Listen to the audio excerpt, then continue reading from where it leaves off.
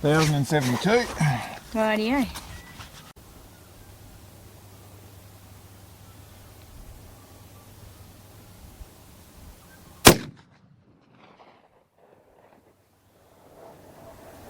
Tall and right. 3/4 of target tall, quarter target right. So that was tall.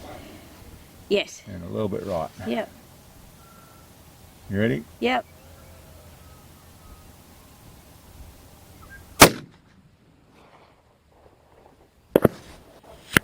Oh, just off bottom right corner, just off.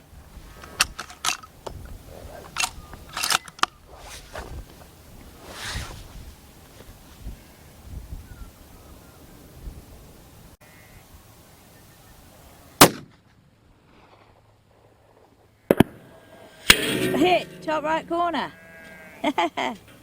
Got him. Okay. He's on there. Let's see if we get a backup on it. Rightio.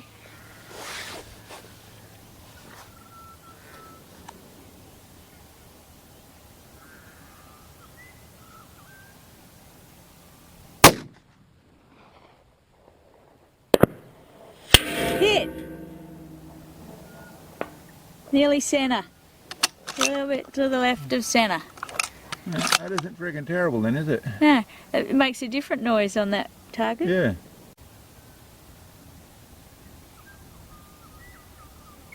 That does. Tall, central, Okay. 12 o'clock, 1.5 targets tall.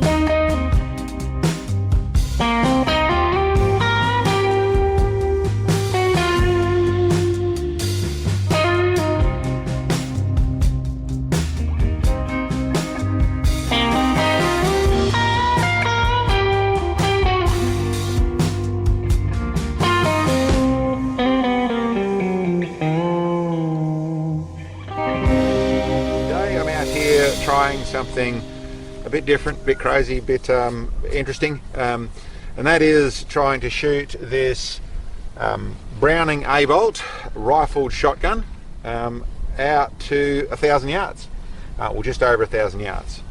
What it actually came from, I'm doing a few things. There's a little bit of trying something, there's a little bit of us shooting the Foster slug offhand out at long distance and seeing what we can get that and seeing how consistent that can be and that sort of stuff. That is offhand shooting, so it's a little bit different.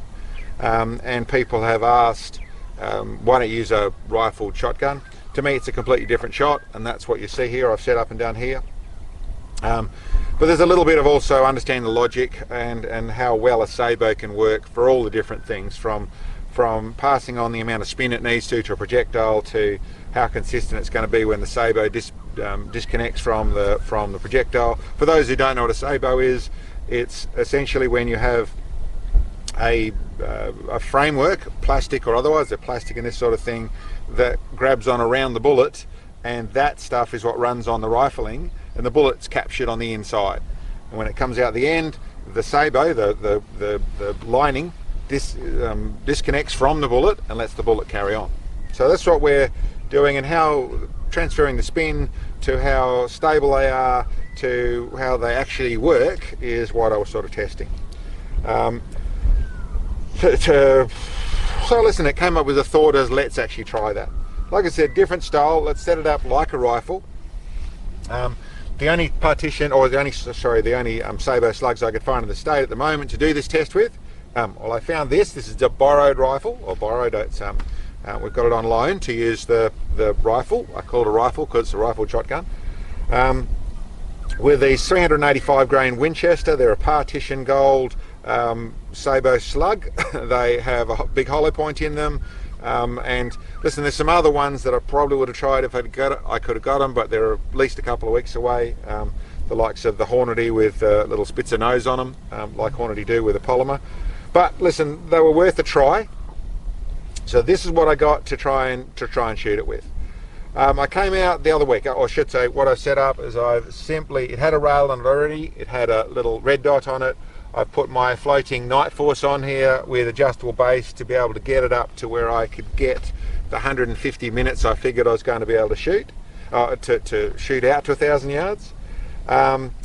Went out and brought out and did a little test the other day, found it was terrible to shoot. I'll do an image of that so you can actually see it, but it bounced a lot, pretty ugly to shoot in the prone position. Okay in the offhand, but in the prone it was giving me a good solid thump, and it was jumping a whole lot because of the height of everything being not so awesome.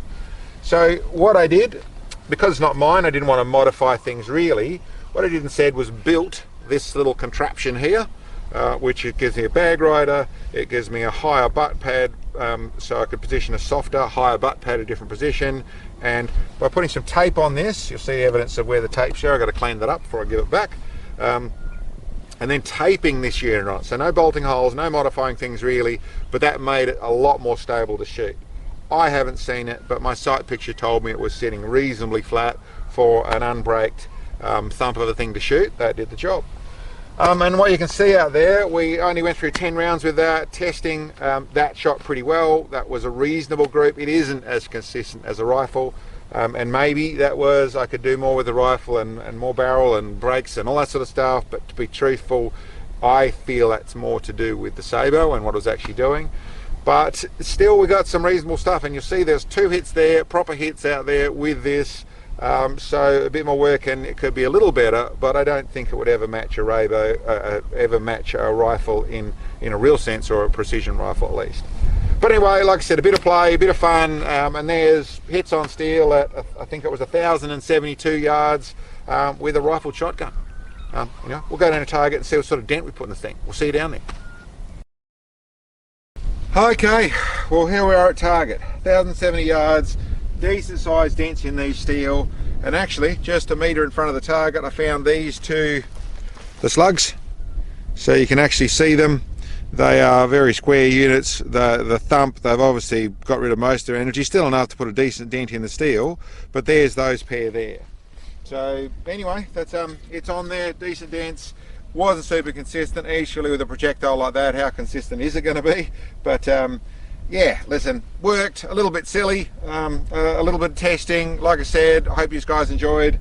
And thank you to the guys at Roy Alexander that helped organise us getting this gun, and thanks for the owner of the gun. It's actually for sale, that firearm, but we got to use it just to do this test. It goes back unscathed, all nice and neat and tidy as it was.